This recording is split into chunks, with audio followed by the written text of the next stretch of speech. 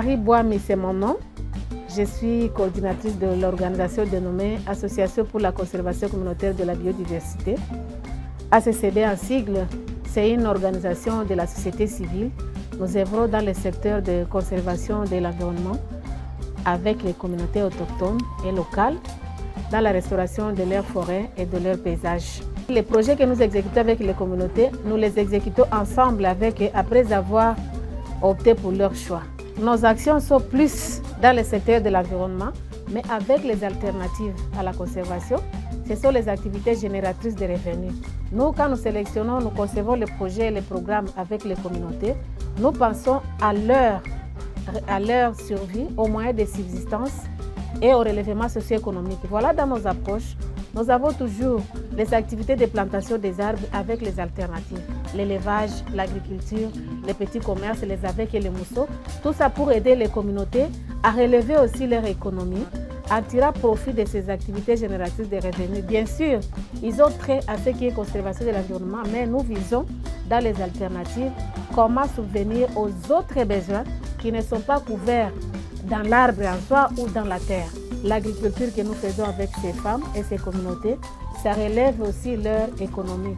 Dans la restauration des paysages agricoles, nous sommes en train de fertiliser les sols et nous comptons à la longue que ces arbres agroforestiers avec vertus fertilisants vont essayer un peu de renforcer la capacité productive des communautés agricultrices.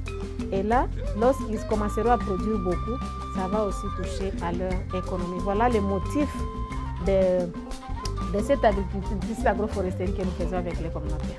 Il y a toujours des défis dans ce que nous faisons. Nous sommes dans le reboisement, dans la restauration des forêts et des paysages.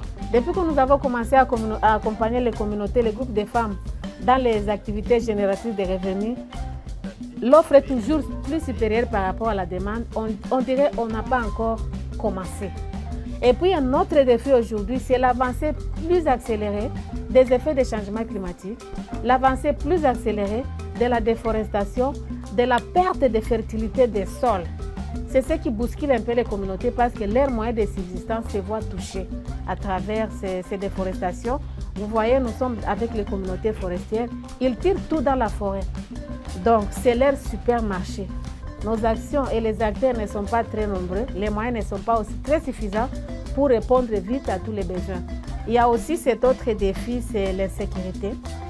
Vous voyez, moi je travaille au sud Kivu et au nord Kivu, les deux provinces qui sont toujours à perpétuel conflit armé.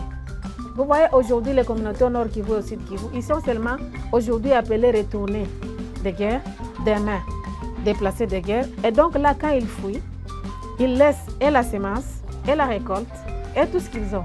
Vous n'allez pas résister quand vous avez faim, quand vous avez soif, quand vous êtes sans abri.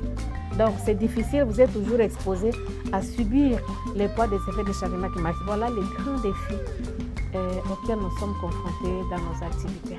Même si je sais que demain les communautés vont se déplacer, nous devons planter les arbres. Peut-être il y aura la paix un jour. Nous allons trouver ces arbres là-bas en train d'accomplir toutes leurs vertus médicinales, vertus fertilisantes, vertus aussi donc de restaurer. Nous subissons beaucoup de stress, beaucoup de déplacements, beaucoup de projets inachevés, toujours sous les menaces. Je vous dis, j'ai lancé au mois d'avril, mars-avril, la campagne de plantation des arbres. C'était sous les coups de balles. Je continue toujours de faire appel aux détenteurs de pouvoir, aux décideurs. Et j'ai fait l'appel dans mes précédentes vidéos à l'ONU Femmes, au Fonds pour l'environnement mondial et à toutes les autres instances qui siègent et qui parlent des changements climatiques, qui parlent des communautés forestières, des communautés détentrices des forêts, des communautés qui dépendent des forêts. Nous allons planter les arbres, nous allons restaurer ce que les humains ont détruit. Nous allons restaurer les rivières, nous allons restaurer les espaces agricoles, nous allons restaurer des paysages. Donc toute la mosaïque qui est dans un paysage, nous allons essayer de restaurer parce que nous avons l'appui des communautés, nous avons l'appui des chefferies, nous travaillons avec les chefferies, nous travaillons avec les communautés autochtones et locales. Et jusqu'à maintenant, malgré cette insécurité, ils tiennent toujours à poser des gestes pour essayer un peu de ralentir les rythmes d'avancée des changements climatiques.